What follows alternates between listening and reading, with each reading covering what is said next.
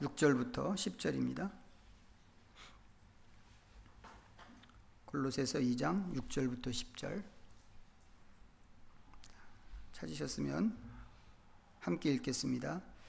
그러므로 너희가 그리스도 예수를 주로 받았으니 그 안에서 행하되 그 안에 뿌리를 박으며 세움을 받아 교훈을 받은 대로 믿음에 굳게 서서 감사함을 넘치게 하라. 누가 철학과 헛된 속임수로 너희를 사로잡을까 주의하라. 이것은 사람의 전통과 세상의 초등 학문을 따름이요 그리스도를 따름이 아니니라.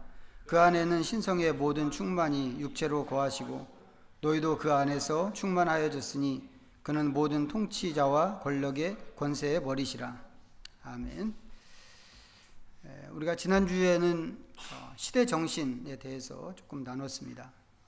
우리가 학교에서 배울 때 그 시대 구분이라고 하는 게 있었지만 이제 실제로 보면 이제 근대를 중심으로 이제 그 앞에는 전 근대가 있고 그 뒤에는 이제 탈 근대가 있을 뿐이라고 하는 것을 이제 말씀을 드렸고, 이제 각각의 시대마다 이제 그 시대만의 그 고유한 관점이 있어서 이제 그 관점으로 세상을 보고 하나님을 보고 또 자기 자신을 본다고 하는 것도 이제 말씀을 드렸습니다. 그리고 이제 그 관점은 관점이라고 하는 것은 이제 비유적으로 이야기하면 이제 세상을 보는 색안경 같은 것이라고 말씀드렸습니다.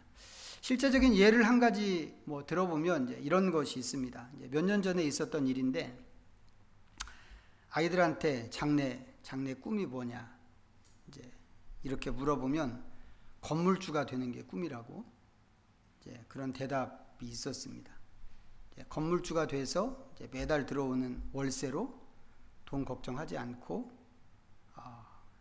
평생을 편하게 살겠다, 이런 뜻이겠죠. 우리가 학교 다닐 때는 이제 인생의 목적은 자아실현이라고 배웠잖아요. 물론 이제 그렇게 배웠다고 해서 사람이 꼭 자기를 실현하면서 사는 것은 분명히 아니고, 이게 아닌 경우가 훨씬 더 현실에 맞는 일이긴 한데, 이제 그렇지만 그렇다고 해서 꿈을 이루고 사는 게 어렵다고 해서 건물주가 되는 게 꿈이라고, 이런 말은 옛날에는 있지도 않았던 얘기였죠. 그리고 자아실현 같은 어떻게 보면 이게 구호에 불과한 그런 얘기일 수 있지만, 구호처럼 들리는 이 자아실현 같은 그런 꿈에 비교하면 건물주가 된다고 하는 것은 너무 가벼운 그런 꿈이라고 할 수 있습니다. 인간이 만물의 영장이고 인류 역사에서 사람이 지금까지 이루어 놓은 어떤 질서나 아니면 문화적인 업적이나 이런 것들을 생각하면 건물주가 돼서 편하게 살겠다, 이런 얘기는 차마 꿈이라고 이야기하기에는 좀 이렇게 표현해도 될지 모르겠는데 천박하다, 이런 생각이 들기까지 합니다. 그렇지만 지금 아이들은 이제 그게 꿈이고, 또 그게 왜 꿈이어야 하는가, 우리도 어느 정도는 이해하는 게 있습니다. 왜 그럴까요? 왜 이런 현상이 생길까? 그것은 우리가 갖고 있는 생각의 밑바닥에 돈이 최고다, 이런 생각이 깔려 있기 때문이고, 돈이 없으면 아무것도 못한다, 이렇게 믿기 때문입니다. 그런가 하면 이제 요즘 젊은 청년들 중에는 이제 결혼하는 것도 피하고, 또 결혼을 하더라도 아기 갖는 것을 피하는 이제 그런 사람들이 있습니다. 점점 많아지죠, 이제 그런 사람들이. 왜 그럴까? 가장 큰 이유가 돈을 감당할 수 없어서 그렇습니다. 결혼하는데도 돈이 많이 들고, 아이를 낳아서 기르고 교육시키고 하는 데는 더 많은 돈이 들고, 이제 그에 비해서 실질 소득은 점점 줄어들고 경기는 좋아질 기미가 안 보이고, 이게 현실이기 때문에 이제 젊은 청년들이 갖고 있는 그런 생각이나 태도가 또 이해가 되기도 합니다. 그렇지만 이것도 역시 돈 없으면 아무것도 할 수 없어 라고 하는 믿음의 결과이죠. 현실적으로 보면 이제 돈 없으면 아무것도 할 수 없다고 하는 게 사실입니다. 그리고 이런 생각을 사람이 가진 게 사실은 어제 오늘 일이 아니죠. 오히려 예나 지금이나 아주 오랜 옛날에도 그랬고 뭐 지금도 그런 것입니다. 이제 그렇지만 이제 또 이렇게 생각해 볼 수도 있습니다. 옛날에는 이 경제 형편이라는 게 지금보다 훨씬 안 좋았단 말이죠. 너무너무 가난했고, 제가 어린 시절을 생각해 보면 돈이라고 하는 것 그 자체를 구경하는 게 참 어려웠던 것 같아요. 그 어린 시절의 그 상황하고 지금하고 생각해 보면 지금은 뭐 돈이 너무 많죠. 인쇄되어 있는 돈이 너무 많아요. 옛날에 이제 제가 어렸을 때 뭐 이제 시골에서 살 때 생각해 보면 돈은 거의 구경해 보는 게 어려웠던 것 같습니다. 그런 세상이었고, 그런 세상에서 끼니를 못 그리는 경우도 굉장히 많았습니다. 하지만 아까 말씀드렸던 그런 생각을 하고 살지는 않았단 말이죠. 콩 한 쪽이라도 뭐 나눠 먹어야 된다, 뭐 그런 말이 있었고, 실제 이제 끼니 때가 됐는데 뭐 이웃집 굴뚝에 뭐 연기가 안 올라온다, 그러면 사정을 아는 거죠. 그래서 그런 사정에서는 뭐라도 좀 나누려고 했고, 사람은 누구든지 자기가 먹을 거 갖고 태어난다, 뭐 이런 것도 옛날 어른들은 좀 생각했습니다. 그때라고 지금하고 비교할 때 그때라고 가난이 무섭지 않았겠어요? 그때라고 이 굶는 게 고통스럽지 않았겠어요? 똑같단 말이죠. 그런데 관점이 달랐습니다. 왜 지금은 그게 안 될까? 왜 안 될까? 우선은 돈이 최고고 돈이 없으면 아무것도 할 수 없다고 하는 이 생각이 이 시대 전체를 지배하기 때문이다, 이런 생각이 들고, 그 관점으로 된 이 색깔의 안경을 끼고 세상을 바라보기 때문에 현재는 그 과거처럼 그렇게 안 되는 것입니다. 그 안경이 어떤 안경인가? 자본주의라고 하는 안경입니다. 우리가 자본주의를 뭐 체계적으로 배운 건 아니죠. 그걸 학교에서 뭐 아주 꼼꼼하게, 아니면 뭐 책상머리에 앉아가지고는 뭐 입시를 공부하듯이 그렇게 아주 체계적으로 배워서 이런 안경을 쓴 것은 분명히 아닙니다. 그냥 살면서 어떻게 하다 보니까 터득이 됐죠. 돈으로 얼마나 많은 것을 할 수 있는가에서부터 돈이 없으면 내가 하고 싶은 것을 얼마나 많이 포기해야 하는가 하는 것까지, 이 과정을 통해서 돈이 주는 편리함과 기회를 경험하게 되고, 돈 가진 사람이 어떻게 힘을 과시하고 사람을 부리는가 하는 것도 발견하게 되고, 욕망을 채우는 데 있어서 이 돈이 어떤 역할을 하는가 하는 것도 알게 되면서, 이 세상, 우리가 사는 세상은 돈이 주인인 세상이구나, 돈이 있어야 주인 노릇을 하는 거구나, 돈이 있어야 사람 대접을 받는구나, 이런 것들을 그냥 터득한 거죠. 터득하면서 그것으로 세상을 보는 안경이 그냥 장착이 된 겁니다, 우리에게. 근데 이렇게 되면 세상에서 가장 중요한 게 뭘까? 무엇이 되는가? 당연히 돈이 될 수밖에 없습니다. 돈이 가장 중요하죠. 다른 건 전부 2차적인 것이 됩니다. 일을 하다가 사람이 죽고 다치고 해도 꿈쩍도 안 하는 게 전부 그런 이유 때문입니다. 요즘에 대통령의 관심 때문에 산업재해가 우리 사회에서 아주 큰 이슈가 됐는데, 사람이 다치지 않는 것보다 이윤을 남기는 게 더 중요하기 때문에 그런 환경이 계속 방치되는 거란 말이죠. 그리고 그런 사회가 계속 유지되는 것은 돈이 주인이라고 하는 안경으로 세상을 보기 때문에 그렇습니다. 그런 것처럼 모든 사람은 그 시대를 지배하는 사상의 영향을 받고 그것으로 세상을 본다라고 하는 것입니다. 그러면 지금 우리가 영적 전쟁을 이야기하고 있는 중인데, 이 영적 전쟁에서 사탄은 그러면 이런 원리를 가만두고 볼까? 그렇지 않을 거라는 것이죠. 인간을 하나님에게서 어떻게 해서든지 떼어놓으려고, 떨어지고 하나님을 떠나게 하려고 하는 게 사탄의 목적인데, 그리고 사탄이 갖고 있는 가장 강력한 무기가 죽음이라고 할 수 있는데, 어떻게 해서든지 그 죽음이 이 인간과 세상을 지배하도록 분위기를 만들어 갈 거라는 거죠, 사탄 입장에서는. 그 우리가 사탄이라고 해도 그러지 않겠어요?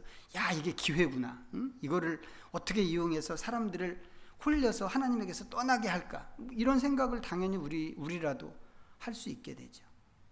사탄은 그걸 위해서 이 시대 정신과 이 시대의 관점이라고 하는 것을 아주 교묘하게 이용한다고 하는 것입니다. 앞서 말씀드린 그 돈에 대한 관점은 사실 옛날부터 있었던 겁니다.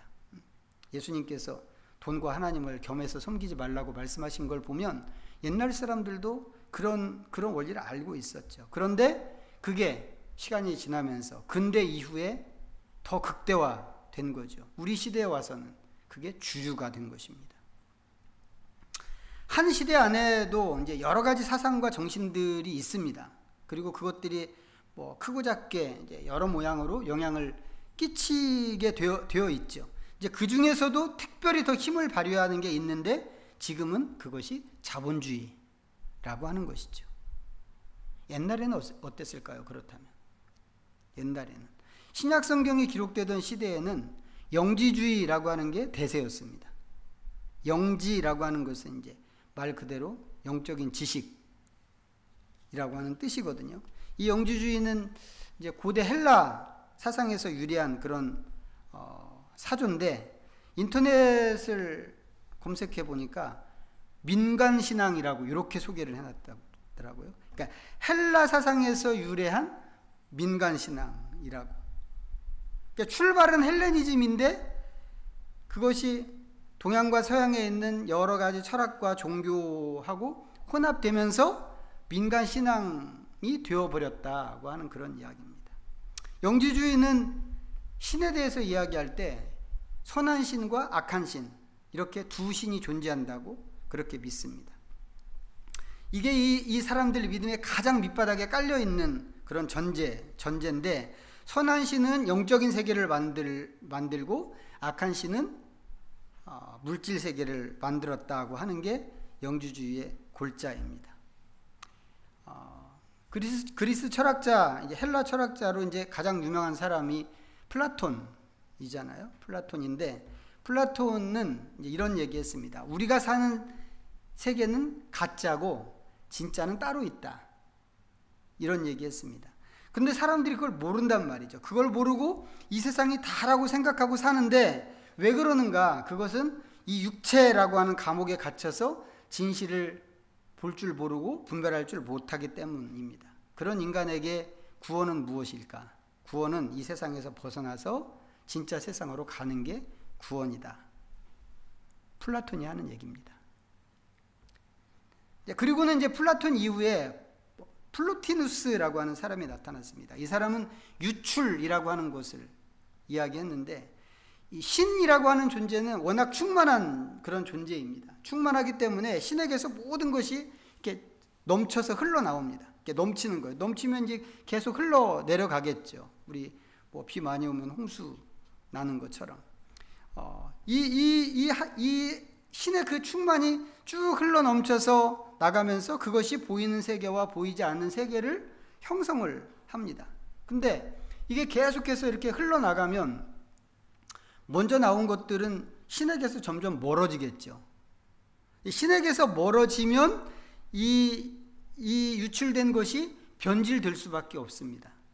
그렇게 해서 만들어진 것이 지금 우리가 사는 이 세계라고 하는 것입니다. 그렇기 때문에 사람은 구원을 받아야 하는데 구원은 이 세상을 떠나서 신이 있는 영적인 세계로 가는 것입니다. 플라톤이 이야기하는 거나 플로티누스가 이야기하는 게 실제적으로는 구체적인 내용에 들어가면 약간의 차이가 있습니다만 골격은 비슷하죠.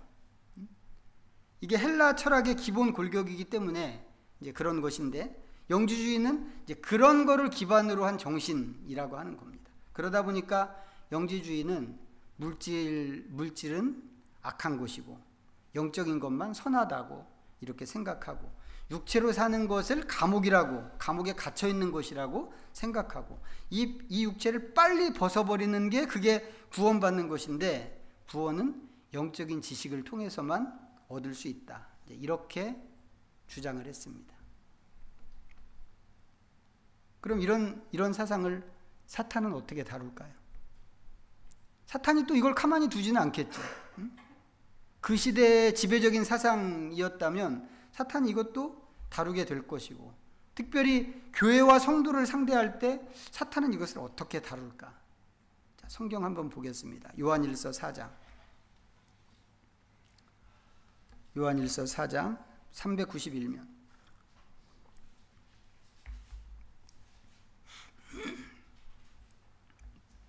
1절부터 3절입니다. 읽어보겠습니다. 시작. 사랑하는 자들아, 영을 다 믿지 말고 오직 영들이 하나님께 속하였나 분별하라. 많은 거짓 선지자가 세상에 나왔음이라. 이로써 너희가 하나님의 영을 알지니 곧 예수 그리스도께서 육체로 오신 것을 시인하는 영마다 하나님께 속한 것이요 예수를 시인하지 아니하는 영마다 이것이 곧 적그리스도의 영이니라. 오리라 한 말을 너희가 들었거니와 지금 벌써 세상에 있느니라. 자, 이 말씀 짧은 말씀인데 이제 줄거리를 간단하게 정리하면 이런 겁니다. 먼저 거짓 선지자가 많이 있으니까 아무나 믿지 말고 하나님께 속했는가를 분별해라. 이제 이런 게 있죠. 이제 그런 다음에는 하나님께 속한 것과 하나님께 속하지 않은 것을 분별하는 기준을 또 제시했습니다. 뭔가 보니까 예수 그리스도가 육체로 오신 것을 인정하는가 인정하지 않는가, 이게 기준이라고 그래요. 예수님이 육체로 오신 것을 시인하면 그 사람은 하나님께 속한 사람이고, 그것을 시인하지 않는 사람이면 그 사람은 하나님께 속한 사람이 아니라고 하는 것입니다. 요한이 여기 편지에다가, 이 짧은 편지에다가 이런 얘기를 하는 이유가 뭘까요?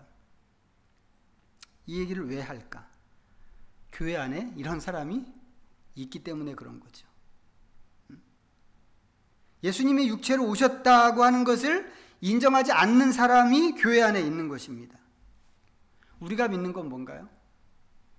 육체와 관련해서 우리가 믿는 거, 예수님은 하나님의 아들로서 성령으로, 성령의 은혜로 동정녀 마리아의 몸에서 잉태되시고, 첫 번째 성탄절에 태어나서 말구유에 누이셨습니다. 그리고는 그 이후에 키가 자라고 지혜가 자라는 그런 과정을 거치셨죠. 이 성경에 나오는 이야기들이잖아요. 얼마간은 가업을 따라서 목수로 일을 하셨기 때문에 사람들은 예수님을 목수라고 이렇게 알고 있었습니다. 이거 전부 뭘로 하는 거예요? 육체로 하는 거란 말이죠. 육체로 통과하신, 예수님께서 통과하신 과정이고, 육체가 아니면 할 수 없는 그런 일입니다. 그런데 예수님이 육체로 오셨다고 하는 것을 인정하지 않는 사람들이 교회 안에 있었다고 하는 겁니다. 우리한테는 너무 이상한 얘기죠. 너무 이상한 일이고 또 상상도 안 되는 그런 일인데 실제로 그런 사람들이 교회 안에 있었습니다. 그러면 이 사람들은 왜 그랬을까요? 왜 우리 관점으로 볼 때는 있을 수 없는 이런 태도를 이 사람들은 취했을까? 그것은 그 사람들이 영지주의 사상에 깊이 물들어 있기 때문에 그런 것입니다. 영지주의는 물질적인 것은 무가치하게 생각하고 영적인 것을 중요하게 생각한다고 그랬습니다. 영지주의들한테 인간의 목적은 무엇인가? 이 땅에 사는 육체의 옷을 빨리 벗고 빨리 영적인 세계로 가는 것, 이게 인간이 바라보고 쫓아가야 되는 목적입니다. 가장 가치 있는 일이죠. 현재의 세계는 악한 것이고 그렇기 때문에 망해야 하는 것이고, 개인적인 측면에서 보면 그렇기 때문에 이 세상의 사람은 무관심해야 하고 세상에 있는 것은 버려야 하는 거란 말이죠. 그런데 영적인 세계에서 하나님이셨던 그분이 이 더러운 세계에 오셨는데, 그것도 놀라운 일인데 몸을 입고 오셨다고 하는 겁니다. 이건 그 자체가 말이 안 되는 소리라고 생각한 것입니다. 부활도 마찬가지입니다. 예수님께서 죽으셨고 세상을 떠나셨으면 그걸로 좋은 일입니다. 그게 우리가 이루어야 하는 꿈이고 목표니까. 그런데 죽으신 예수님이 다시 사셨는데 몸으로 다시 사셨단 말이죠. 몸으로.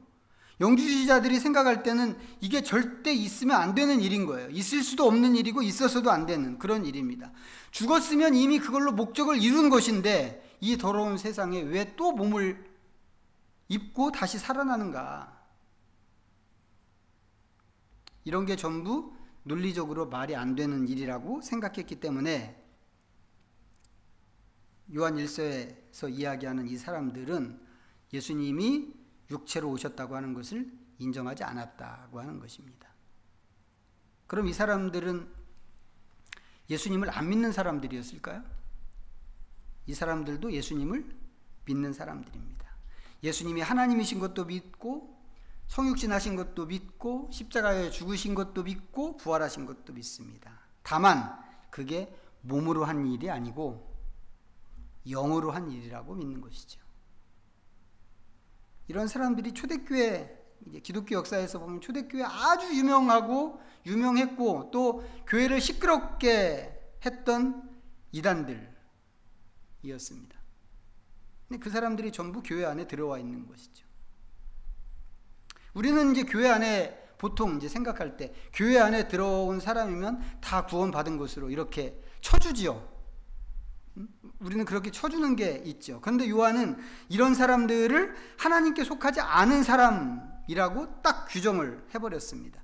그리고 그 사람들이 갖고 있는 그 생각을 적그리스도의 생각, 적그리스도의 영이라고 이렇게 판단을 해버렸습니다. 요한 1서 2장에서는 많은 적그리스도가 이미 나타났다, 이런 이야기도 했습니다. 그러니까 그때 사람들한테는 이 문제가 영적으로 아주 치열하게 싸워야 되는 굉장히 큰 싸움이었던 것입니다. 말이 나온 김에 한번 찾아보겠습니다. 요한 1서 2장 한 페이지 이쪽으로 좀 앞쪽으로 가셔서 388면 18절입니다. 2장 18절. 자, 읽어보겠습니다. 시작. 아이들아, 지금은 마지막 때라. 적그리스도가 오리라 하는 말을 너희가 들은 것과 같이 지금도 많은 적그리스도가 일어났으니 그러므로 우리가 마지막 때인 줄 아노라. 마지막 때의 적그리스도가 어떤 모습으로 나타날까? 이거 우리한테 굉장히 중요한 문제죠. 중요하고 또 궁금하기도 한 그런 질문입니다. 마지막 때의 적그리스도는 어떤 모양으로 나타날까? 근데 요한은 자기들이 살던 그 시대가 이미 마지막 때라고 이렇게 이야기했습니다. 마지막 때인 이유는 적그리스도가 나타났기 때문에 그런 것이죠. 그런데 그 적그리스도가 누구냐라고 하고 보면 그게 영지주의 사상이었다고 하는 것입니다. 적그리스도가 우리처럼 어떤 인격을 가진 그런 존재일 거라고 많이들 우리는 생각하잖아요. 그게 이제 적그리스도가 사람의 모양이든지 아니면 뭐 짐승의 모양을 띠든지 어떤 모양으로 오든지 간에 우리가 눈으로 확인할 수 있는 어떤 모습을 가지고 적그리스도가 올 거라고 이렇게 상상을 했는데 그게 아닌 거죠. 그리스도를 반대하는 정신과 사상이면 그 모든 것까지 다 적그리스도라고 성경이 그렇게 이야기하고 있는 것입니다. 그것도 많은 적그리스도라고 이렇게 이야기한 것을 보면 적그리스도가 한 가지 형태로만 나타나는 것이 아니고 다양한 모습으로 올 수 있다고 하는 것을 우리가 알 수 있습니다. 이렇게 지금 보이는 것처럼 이것이 어떤 정신이나 사상으로 오는 적그리스도일 수도 있고 아니면 이렇게 눈으로 확인할 수 있는 이목구비를 가진 어떤 그런 실체로 나타날 수도 있고 아니면 어떤 단체로 올 수도 있죠. 아니면 국가가 될 수도 있을 수도 있습니다. 여러 가지 모양으로 적그리스도는 다양하게 올 수 있다고 하는 겁니다. 그렇다면 우리는 어떨까? 이거 우리가 생각해 볼 수 있을 것 같고 또 그래야 할 것만 같습니다. 성경이 말하는 마지막 때라고 하는 게 예수님의 초림과 예수님의 재림 요 사이를 전체를 마지막 때라고 한다고 전에도 말씀을 드렸는데 요한이 자기 시대를 마지막 때라고 이렇게 이야기한 것을 보면 지금 우리가 사는 현재는 더더욱 마지막 때겠죠. 이만큼 2000년의 세월이 벌써 흘렀으니까 그때부터 지금까지 요한의 때부터 지금 우리가 사는 여기까지 영지주의뿐만 아니라 수많은 정신과 사상이 일어났다가 사라지고 그렇게 했을 텐데, 그런 것들도 전부 사상적인 적그리스도일 수 있었겠죠. 사람은 그런 사상에 포섭되는 것입니다. 그 시대를 지배하고 있는 주류가 되는 그 사상에 포섭됩니다. 요한이 살던 시대에도 예수 믿는다고 하면서 시대 정신에 사로잡혀서 잘못된 것을 믿는 사람들이 있었다고 한단 말이죠.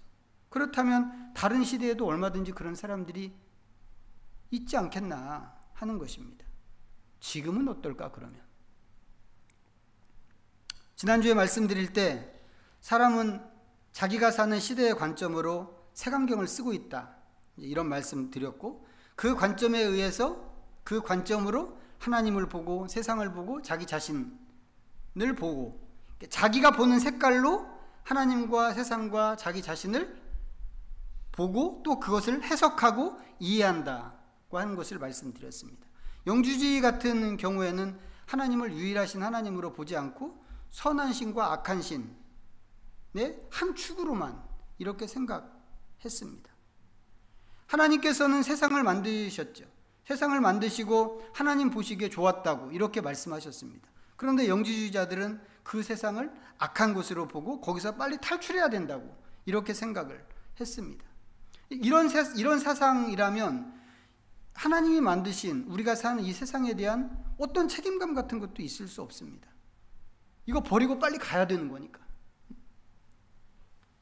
자기 자신에 대해서는 육체라고 하는 이 감옥에 갇혀있는 존재로 스스로를 그렇게 규정했습니다. 육체는 악한 물질이고 결국에는 소멸해서 없어져야 하는 그런 것이기 때문에 육체로 하는 어떤 일이든지 육체로 하는 것은 신경 쓸 필요가 없는 그런 일이 되어버립니다. 그런 사람들한테는 영혼만 중요하기 때문에 우리도 되게 많이 그랬죠. 사람을 얘기할 때 한 영혼이 오셨습니다. 무슨 영혼이 오시기는 영혼이 오시기는 사람이 온 거지. 성경은 그런 식으로 이야기하지 않거든요. 근데 우리 그런 식으로 생각했습니다.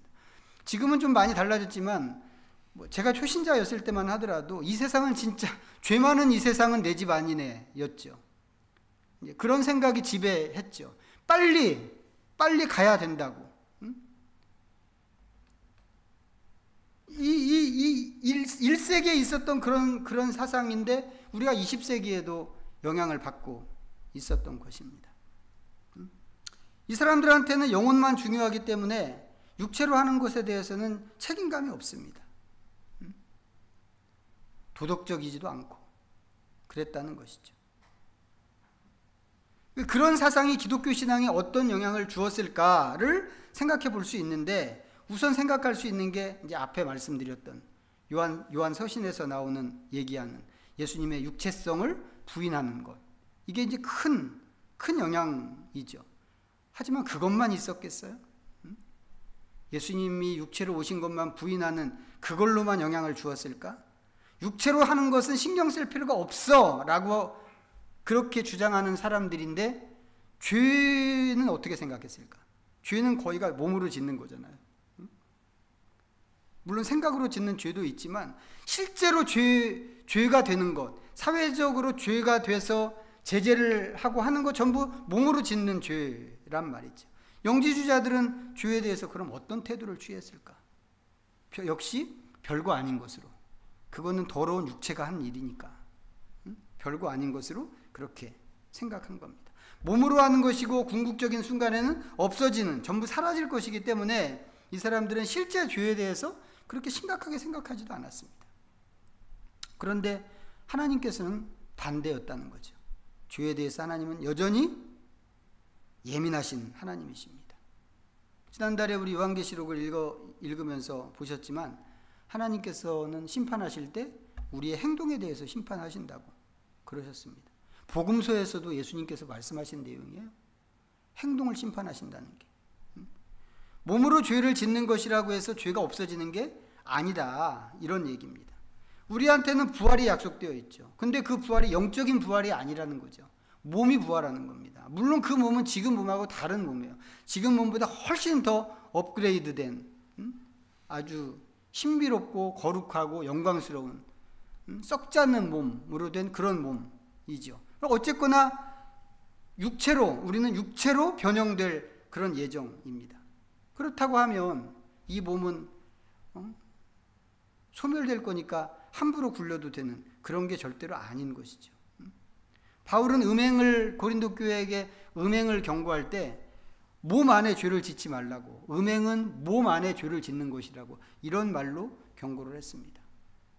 그 몸은 무엇인가? 몸은 우리가 영원히 갖고 갈 몸이라는 거죠. 그렇기 때문에 이 세상에 살면서 함부로 굴릴 것이 아니고 오히려 거룩하게 보존해야 되는 그런 몸이다 라고 하는 것입니다.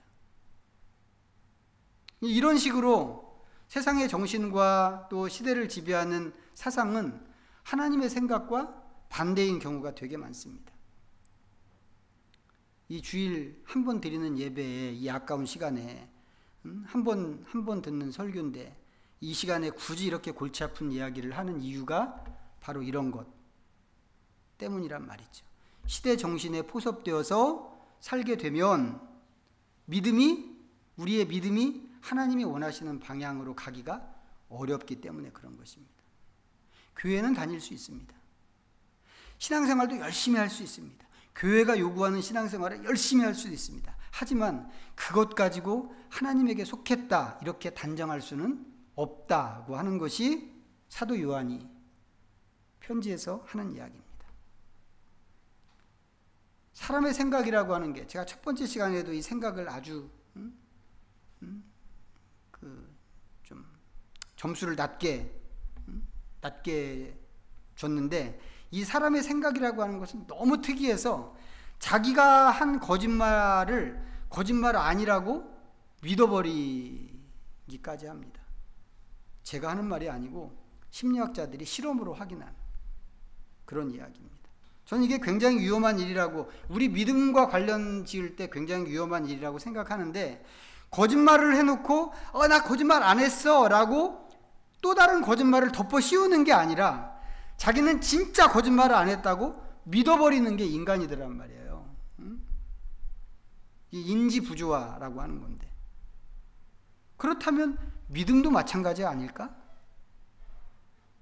저는 그 이야기를 이렇게 보면서 그 생각이 제일 먼저 들어왔어요. 아니, 거짓말을 참말이라고, 자기가 한 거짓말을 참말이라고 믿어버리는 사람이라면 그럼 믿음도 마찬가지가 아닐까? 실제로는 믿지 않는 건데 믿는다고 믿는 거죠. 결국 인간은 요한이 경고한 것처럼 하나님에게 속하지 않았는데도 속한 것처럼 할 수 있다는 것입니다. 그렇게 할 수 있고, 오히려 적그리스도의 길을 가면서도 그리스도인이라고 스스로를 속일 수도 있다고 하는 것입니다. 이게 전부 생각이 왜곡돼서 생기는 것이고 시대정신과 사상에 포섭됐기 때문에 생길 수 있는 그런 일입니다. 그래서 우리가 할 일은 무엇인가? 우리가 할 일은 스스로의 믿음을 끊임없이 돌아보는 것이어야 하겠다고 하는 것입니다. 한 번 믿으면 영원한 믿음이고 한 번 구원받으면 영원히 구원받는 것, 이런 것이 아니라고 하는 것이죠.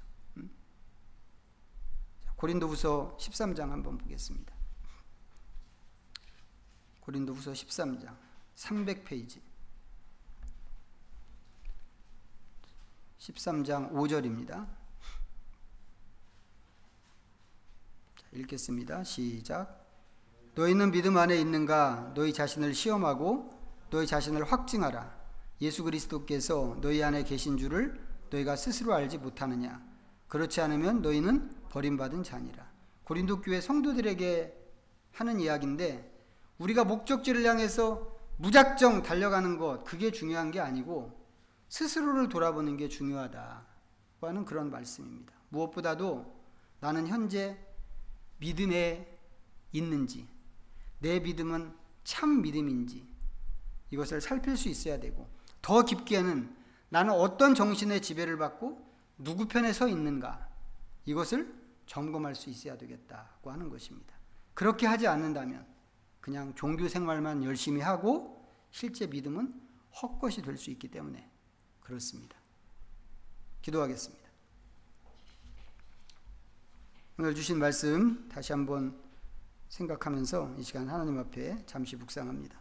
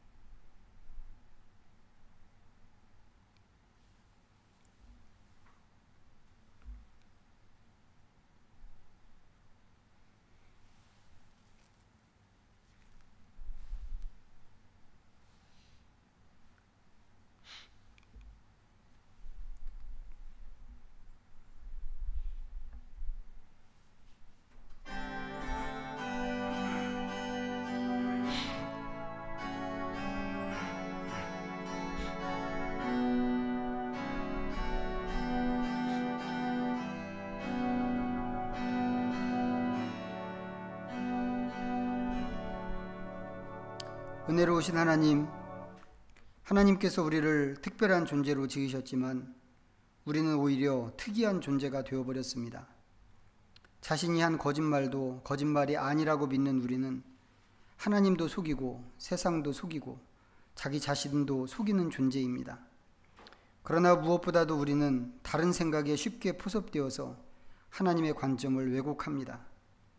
이렇듯 우리의 믿음은 설 곳이 없습니다. 이런 우리를 불쌍히 여기시고 이제는 하나님을 의심하기보다 우리 자신을 의심하고 우리의 믿음을 돌아보게 하시옵소서. 세상의 교훈과 학문을 따라가기보다는 우리의 왕이자 선생이신 주님의 가르침만 따르는 믿음의 백성들이 되게 하여 주시옵소서. 예수님의 이름으로 기도하옵나이다. 아멘. 모두 자리에서 일어나셔서 찬송가 634장